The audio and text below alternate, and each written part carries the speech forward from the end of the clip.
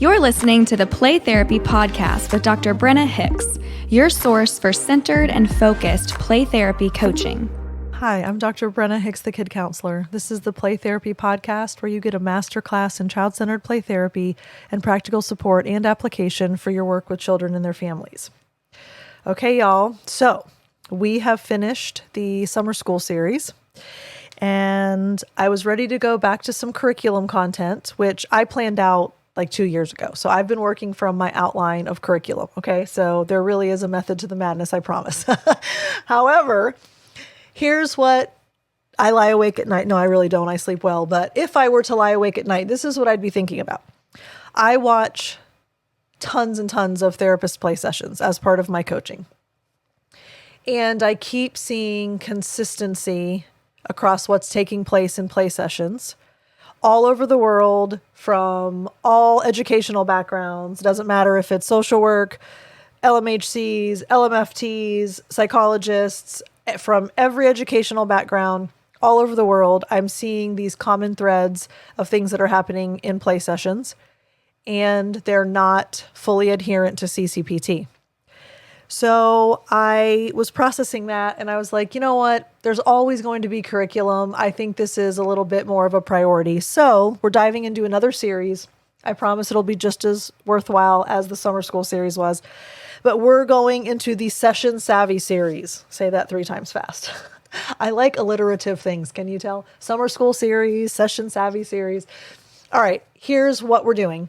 I'm going to hit some issues that I see emerging in sessions, and we're going to talk through why we don't want to do those things and what we can do instead. So it's not necessarily that we're seeing huge deviations from child-centeredness. It's just sometimes a word choice or a very subtle nuance that has a different outcome than what we really want it to. So we have to be mindful of those things. So that's where we're going in this next series, the Session Savvy series. I want you all to be savvy. That's the moral of the story. Before we get into that, though, I want to read an email that I received. And I always ask permission when I get something like this to share it. And I was given permission. Joy in Australia. Thank you so much for first writing, but second of all, letting me read this to everyone.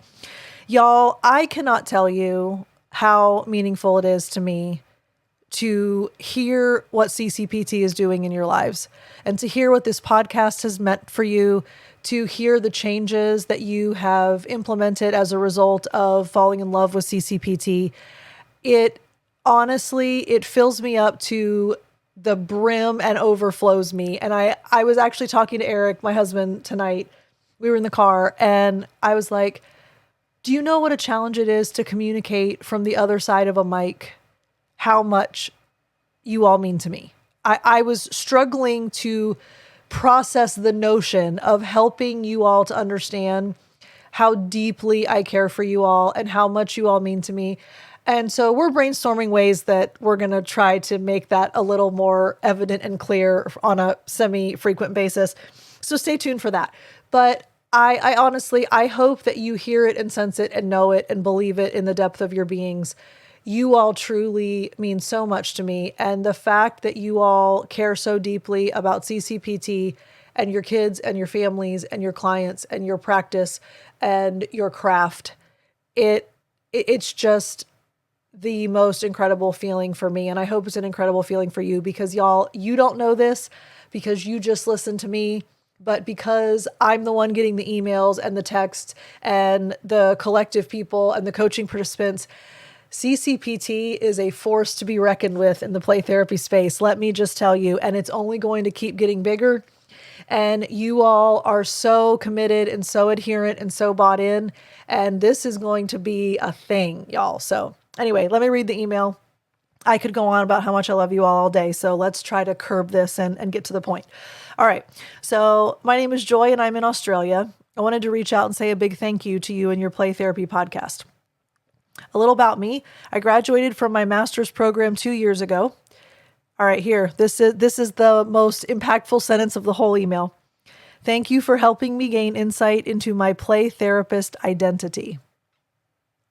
Is that not the most incredible phrase to find your play therapist identity. And then she goes on to say, I'm proud to say that I am a CCPT play therapist.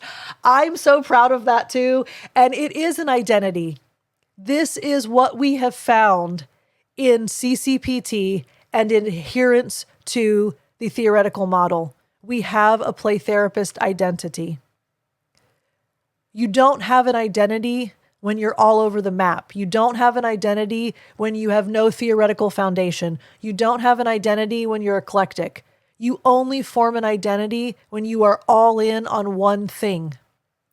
And your play therapist identity is CCPT. Joy, that sentence just made me smile to the depth of my being. Okay, so let me continue with the email.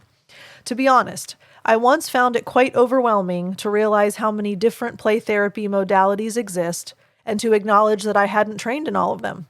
I felt inadequate and a bit lost.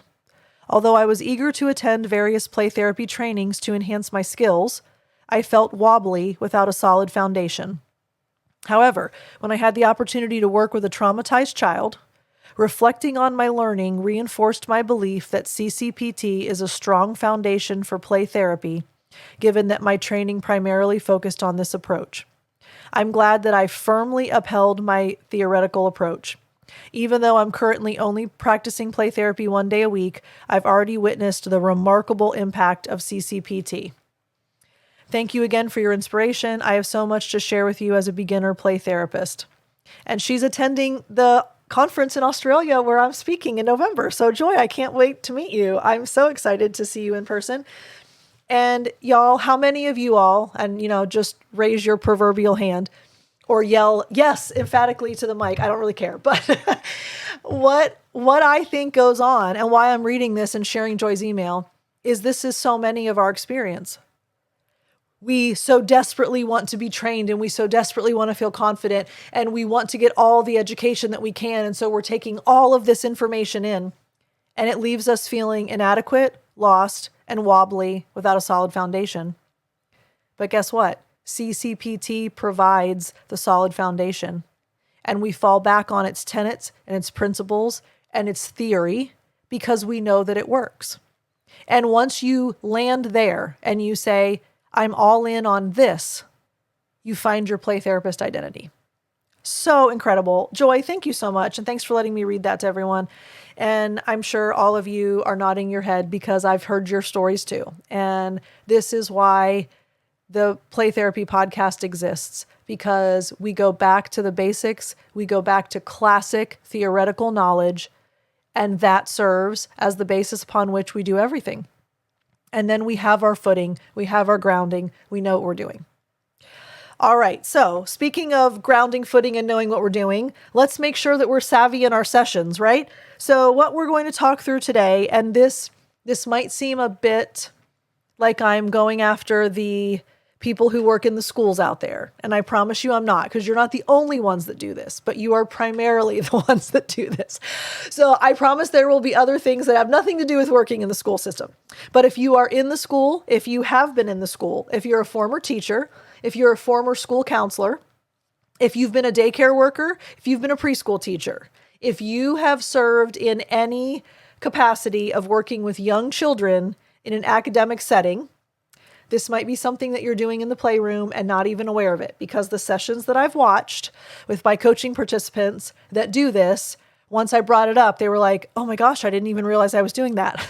So it's a muscle memory thing more often than not, and it's not even in your awareness. And sometimes the things that get us in the playroom are the things we're not even aware that we're saying and doing. So that's why we're going through this Session Savvy series. All right, so if you are a person that came out of the academic environment or academic training background, you might refer to yourself in third person in the playroom.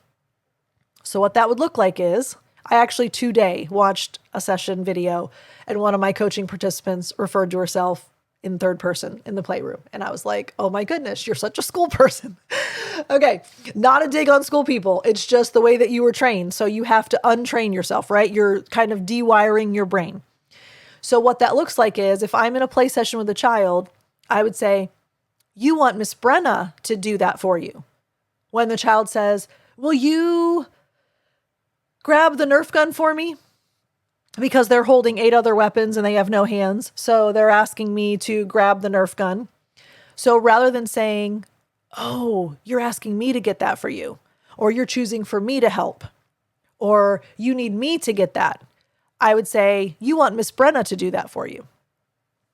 All right. So here's why we have to break ourselves of this habit. And if you're guilty, you don't know what you don't know. And so there's no shame or blame. It's just mindfulness and awareness moving forward. Catch yourself doing it and train yourself to speak about yourself in first person. Here's why. We know how important the relationship is, and we know how deep the connection becomes. And when we are in a play session, we work really hard to make sure that we refer to the child by their name and in first person. How often do we try to work in the child's name in sessions? Because we want them to know that our focus and our attention and our energy is fully engaged with them. So if I'm working with Alex, for example, at certain points in the session, I might say, Alex, you did it, right? Because I'm trying to communicate the importance of the connection and the relationship and that we are in that together. We would never, ever refer to a child in third person unless the child has already referred to themselves as someone other than themselves in that moment. So if they're playing a role, if they're assuming a character, if they told you that they're the army leader, for example, so it's no longer Alex anymore, it's the army commander. That's a different story. But until we're given that cue that it's no longer the child, we would never refer to Alex as third person. It would always be you. Similarly, it should always be I or me, because we need that one-to-one connection, and third person creates distance. This is why we see a shift from first person to third person in children's play sometimes, which, by the way, that's going to be another topic in this Session Savvy series. So I'm not going to go too deeply into that yet. I promise we'll get there. But when you see the shift from third person to first person, that's significant because the child is owning that and it's becoming very real. So when we refer to ourselves as third person, there's almost a distance that's created. There's a disconnect that's there because they're in the room with you. And if you don't refer to yourself as I or me, it seems like you're separating from what's happening between the two of you in that moment. Listen to the difference. You want me to grab that for you. You want Miss Brenna to get that. There's just a whole different vibe, right? And most of the time from the therapists that I've watched their videos, they are not cognizant of doing it. It's just so ingrained because in the academic world, in elementary schools, daycares, preschools, middle schools, everyone is Mr. or Miss.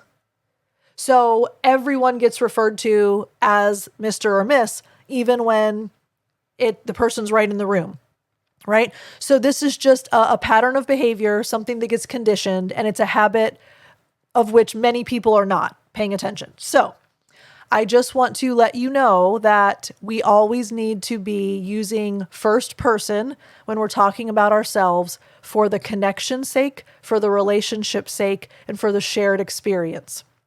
And it would be an inadvertent separation, an inadvertent disconnect, but we still don't want that division to be a part of our play sessions because we know how important the connection is.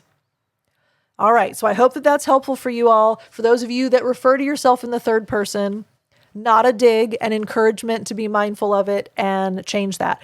And so as I'm going through these, if you are listening to these in order and you're going, wow, that is absolutely something I do. Oh, that's something I do too. I promise it's not directed at you. These are universal. That's why we're talking about them. If I only saw this with one person, I wouldn't have included it in this series. It's something that I see consistently all the time. So you're in good company. It's just something that we need to be aware of and work to make sure that what we're saying is creating the outcome that we want and is aligned with the principles of CCPT. And the principles of CCPT are relationship, relationship, relationship. So everything's going to go back to that. All right, y'all. Thank you so much for hanging out with me each week. I hope that you've been enjoying the mostly daily questions. We have a ton more coming at you this week. So as much as possible, I'm going to bang out these questions. If you would like to email me with a question, please do, Brenna@thekidcounselor.com. If you want to share your story, you want to reach out just to say hello, you want to fill me in on whatever's going on in your life, you know how much I love hearing from y'all. You can also call the hotline if you have a question, 813-812-5525. Have a lovely week. We'll talk again soon. Love y'all. Bye. Thank you for listening to the Play Therapy Podcast with Dr. Brenna Hicks. For more episodes and resources, please go to www.playtherapypodcast.com.